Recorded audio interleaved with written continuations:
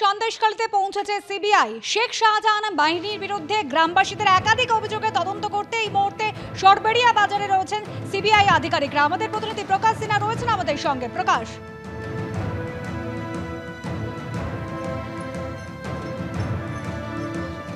দেখো, আমরা দেখতে পাচ্ছি সরবেরিয়ার শেখ শাহজাহান মার্কেট। সেই মার্কেটে এই মুহূর্তে সিবিআই এর আধিকারিকরা একটি দোকানে রয়েছেন এবং তুমি দেখতে পাচ্ছ দোকানের সামনে কেন্দ্রীয় বাহিনীর জওয়ানরা তারা দোকান ঘিরে রেখেছেন এবং দোকানের ভেতরে সিবিআই এর গোয়েন্দারা, এই দোকানের যিনি মালিক সেটা স্থানীয় সূত্র মারফত জানতে পারছি আমরা, ফারুক পাইক, তাকে কিন্তু জিজ্ঞাসাবাদ করা হচ্ছে। আজকে সকালবেলা আমরা দেখলাম নিজাম প্যালেস থেকে সিবিআই এর 4টি টিম আলাদা আলাদা দলে ভাগ হয়ে গিয়ে তারা সরবেরিয়ার বিভিন্ন জায়গায় পৌঁছে গেছেন এবং তুমি জানো হাইকোর্টের নির্দেশের পর যে ইমেল আইডি দেওয়া হয়েছিল সেই ইমেল আইডি এবং এমনি ফিজিক্যালি প্রায় 800 থেকে 900 অভিযোগ জমা পড়েছে এবং আমরা দেখলাম গত কয়েকদিন ধরেই কিন্তু প্রায় প্রত্যেক দিন সিবিআই এর গোয়েন্দারা বেরোন এবং তারা তথ্য সংগ্রহ করছেন যে অভিযোগ জমা পড়েছে সেই অভিযোগের কি সত্যতা রয়েছে সেটা কিন্তু তারা যাচাই করছেন। এবং আমরা দেখতে পাচ্ছি সরবেরিয়া মার্কেটে অনেকেই কিন্তু এখানে দাঁড়িয়ে রয়েছে।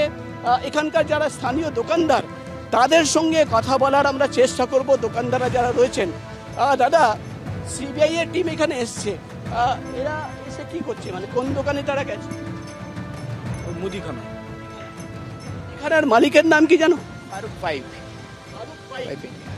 সিবিআই টিম কতক্ষণ আগে এসছে এবং কি করছে? 20 মিনিট আগে আসলো, এসে তদন্ত হচ্ছে, জিজ্ঞাসাবাদ করছে। কি নিয়ে জিজ্ঞাসাবাদ করছে ওটা ঠিক তো বলতে পারবো না, তবে মুদিখানার দোকানে ঢুকে অনেক কিছু কথাবার্তা জিজ্ঞাসা করছে। এর আগে তো গিয়েছিল সিবিআই অফিসে। ইনি গিয়েছিলেন, এনার কি কোনো অভিযোগ ছিল? না, অভিযোগ ছিল না। ইনি কেন গেছেন? যেদিন মনে হয় ঝামেলা হয় সেদিন এখানে ওনাকে ডাকা হয়েছিল। একেবারে সিবিআই গোয়েন্দারা এই মুহূর্তে রয়েছেন শেখ শাহজাহান মার্কেটে, জিজ্ঞাসাবাদ করছেন তারা। তুমি নজর রাখো প্রকাশ, ধন্যবাদ। বসিরহাটের বিজেপি প্রার্থী রেখা পাত্র, তার প্রচারে ফের বাধা দেওয়ার অভিযোগ। মারামারি, ধাক্কাধাক্কি, স্লোগান, পাল্টা স্লোগান, বাদ গেল না কিছুই।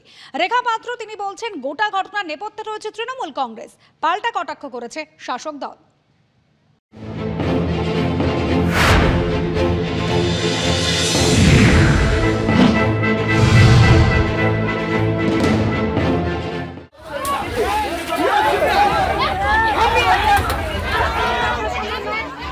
মারধর, ধস্তাধস্তি, লাঠি হাতে প্রার্থীকে তাড়া, গাড়ি আজকে বিক্ষোভ, স্লোগান।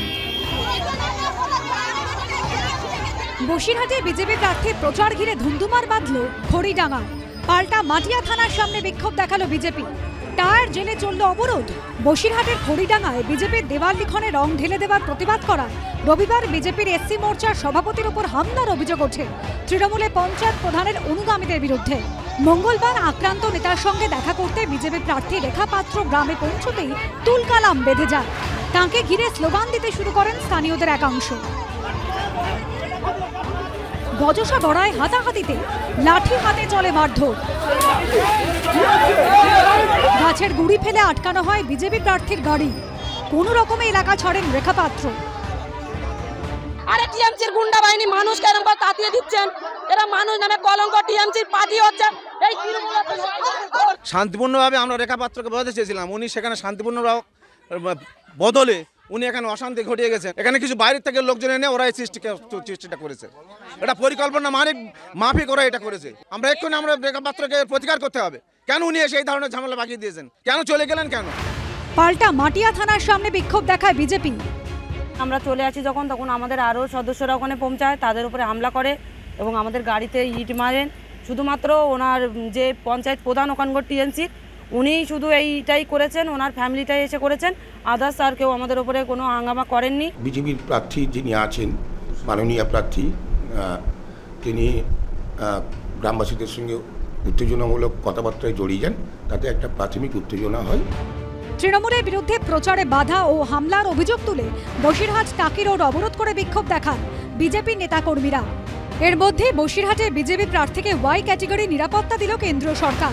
এবার থেকে রেখা পাত্রের নিরাপত্তা দায়িত্বে থাকবেন কেন্দ্রীয় বাহিনীর 8 জন জওয়ান।